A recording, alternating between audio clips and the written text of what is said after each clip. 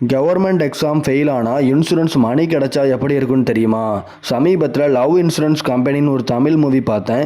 அதில் வர்ற மாதிரியே எக்ஸாம் இன்சூரன்ஸ் கம்பெனின்னு, குறிப்பாக கவர்மெண்ட் எக்ஸாம் இன்சூரன்ஸ் கம்பெனின்னு ஒன்று ஆரம்பித்தா எப்படி இருக்குன்னு இமேஜின் பண்ணி பாருங்கள். பல பேர் 2 வருஷம் 3 வருஷம் போராடி கவர்மெண்ட் எக்ஸாமுக்கு ப்ரிப்பேர் பண்ணிக்கிட்டு இருக்காங்க. ஆனால் சில பேர் தான் அதில் பாஸ் ஆகுறாங்க. நிறைய பேர் 1 மார்க் 2 மார்க் வித்தியாசத்தில் ஃபெயில் ஆகிருந்தாங்க. இந்த மாதிரி ஸ்டூடெண்ட்ஸுக்கு இந்த கம்பெனி மூலமாக மணி சப்போர்ட் கிடைக்கும்.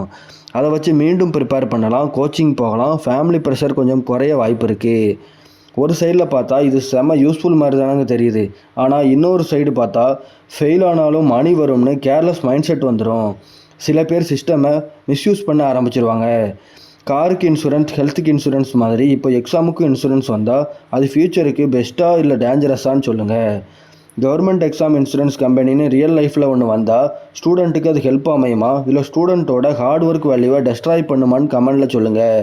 மேலும் கவர்மெண்ட் எக்ஸாம் படிக்கிற உங்கள் ஃப்ரெண்டுக்கு இந்த வீடியோவை ஷேர் பண்ணுங்கள்.